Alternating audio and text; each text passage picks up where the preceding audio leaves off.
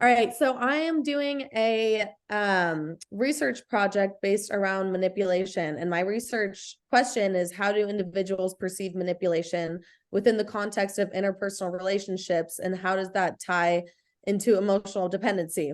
I did a paper on a movie called Midsummer. I don't know if you've seen it, but it's basically around like culty manipulation, group manipulation, and then you can also see how the main character's boyfriend plays into like the manipulation and her entire mental state throughout the movie, how it declines. Anyways, so I'm kind of looking at manipulation within relationships to kind of unfold how it happens, when it happens, how other people look at it. Okay. So directly into the questions, the question number one is, how has manipulation ever played a role for you in any relationship, either romantically or platonically? It's a great question, but can you define what you mean by manipulation in a couple short words? Yeah, manipulation, I would say, is making you feel a certain way based off of how someone else thinks you should feel. So kind of altering how you think to be able to get into your head. Okay. All right. Fair The enough. way you act. Um, it's a little bit of a simpler explanation. Okay. Mm-hmm. I would like to meet with you on Saturday at 10 o'clock. That's a very straightforward request. Manipulation would be, Rachel, I haven't seen you in weeks, and I just don't know why you're so busy, and blah, blah, blah. It layers with all this stuff. And it's tricky, clever, sketchy stuff. So to answer your question, yes, I have been manipulation has played a big role for me.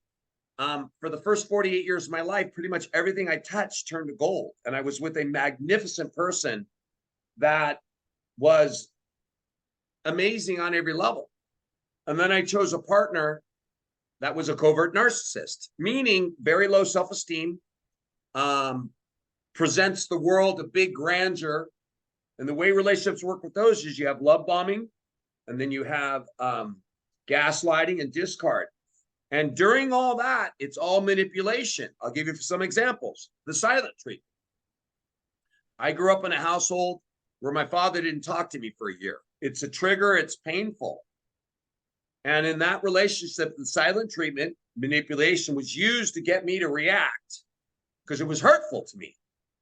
And I reacted, and the manipulation worked. Using intimacy for leverage is more manipulation. Mm-hmm. These are signs of manipulation because the relationship never got to a place where we could be clean with our needs. Mm-hmm. And it's all about boundaries. And I've learned more about boundaries last year, about being clear about what our needs and very, very clean. But I see manipulation all the time. And see, a great salesperson, some people would say, is manipulative, but I don't agree with that. Manipulation is where you make it lacking integrity. It's sketchy. It's got a little edge to it. To me, great sales is I inform you of all the benefits that matter to you. Because remember, sales doesn't matter about me. It matters about you, the consumer. You just give information. And if it's meant to be, it'll be. And so, yes, I have. And now I'm in a relationship that I'm very aware of manipulation. Mm-hmm. And we set clear boundaries to avoid it. Right. Okay. It's interesting that you actually bring up salesmen, because when I was interviewing Mom yesterday about manipulation, she brought up salesmen too, which is really interesting. Car salesman is, unfortunately, is the oldest trick in the book. You don't disclose everything, and you recently learned that a little bit. Mm-hmm. We had to undo the riddle, and we got it done. Exactly. But yeah, you got manipulated. I did. Okay. In that relationship where you experienced pretty high levels of manipulation, did you feel like you had to rely on her for emotional support? How did your emotions tie into that? Rely on the manipulator or someone else in my life for emotional stability? The manipulator. No, you cannot. Okay, so I for many years wished I could untie myself from this person. The Mm-hmm. manipulation was so heavy, it became an addiction. And I couldn't even fathom. Then I started studying it on YouTube, Mm-hmm. narcissism, manipulation. And I realized the answer is me. So when I became manipulated, I just say, okay. Mm-hmm. And about 2 years ago, I started doing that. Okay. But before that, Rachel, as you personally are aware, I was an emotional wreck. I was Mm-hmm. talking to myself. I was drinking excessively. I almost killed myself with alcohol.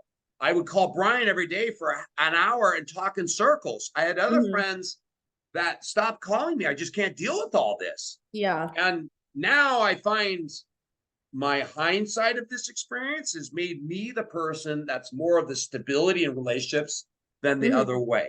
But yes, I was a train wreck.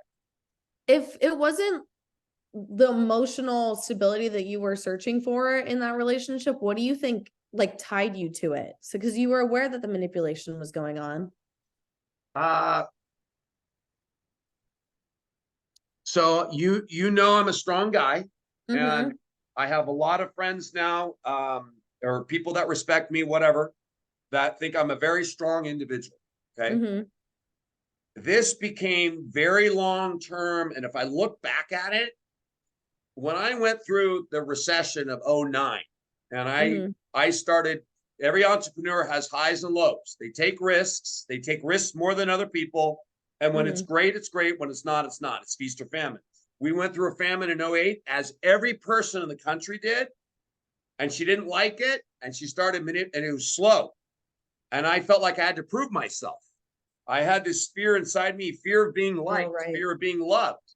And so I'd have to prove myself. And she'd say, "You're a dirty, rotten scoundrel." No, I'm not. And we just did it Mm-hmm. until one day I Mm-hmm. didn't. I said, okay. And it was gone. And it's funny, Rachel, I see other people in relationships like this, and it's ping pong back and forth. Mm-hmm.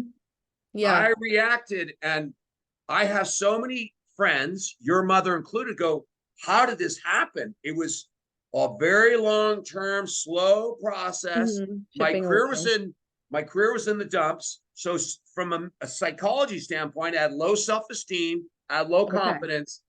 At this point in my life, I don't accept those kind of relationships anymore. And I'm Mm-hmm. very clear with people.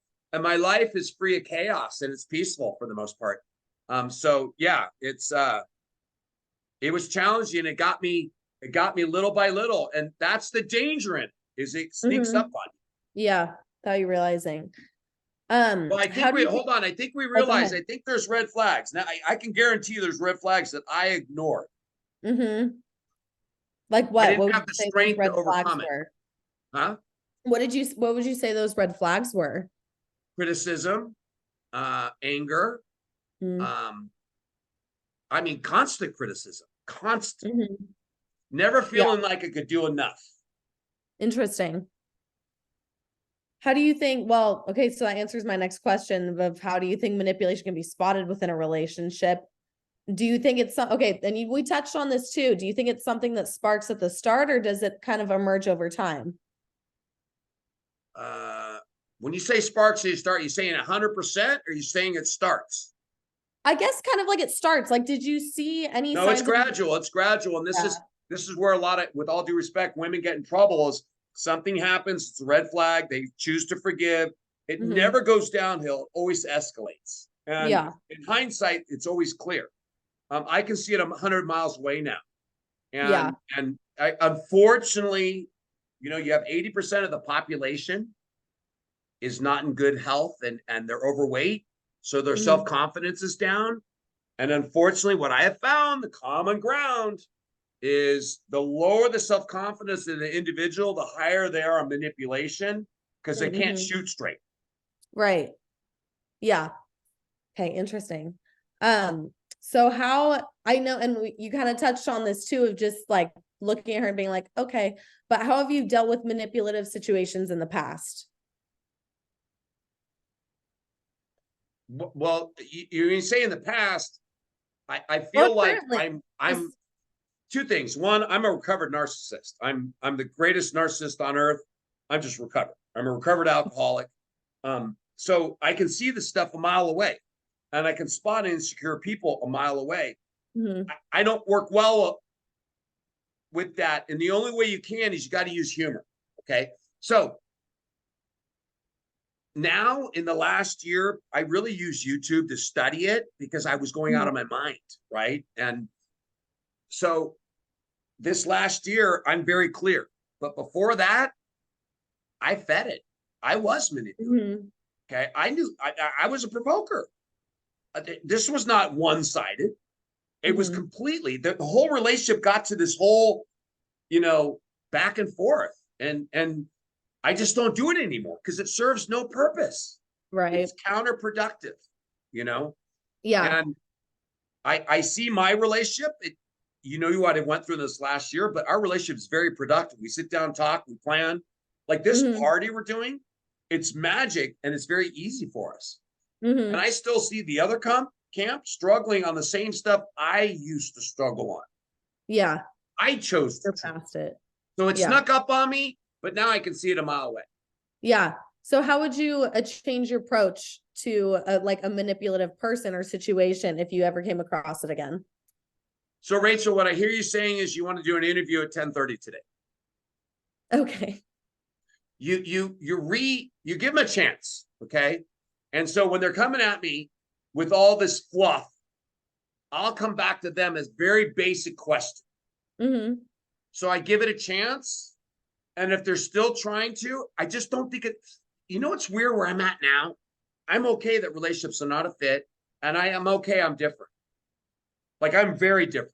Mm-hmm. And I'm okay that I'm not a fit for everybody. So Yeah. whenever I feel that vibe, and I felt it this morning, there was a miscommunication on a text. And Oh, see, really? communication is 92% nonverbal. Uh-huh. It's 8% words. And people text and they get all sideways. I'm like, it's 8%. So much gets missed on tone and all that stuff, right? Mm-hmm. Yeah, And that's so I true. could see that manipulation. It's happened twice. Hmm. And yesterday I said something. I said, hey, in the context of text, we got to be able to, you know, chill it out. And I've seen it twice. So there won't be a third time. Okay. Interesting. So just knowing That the makes sign. sense. And I That don't makes sense. confront anymore. I don't say anything. I don't try to fix them. I just quietly go away. And my life is peaceful. Yeah. All right. Perfect. Well, that kind of concludes the interview. Thank you for answering everything. Yes, thank you. And I really appreciate it. And I look forward to this.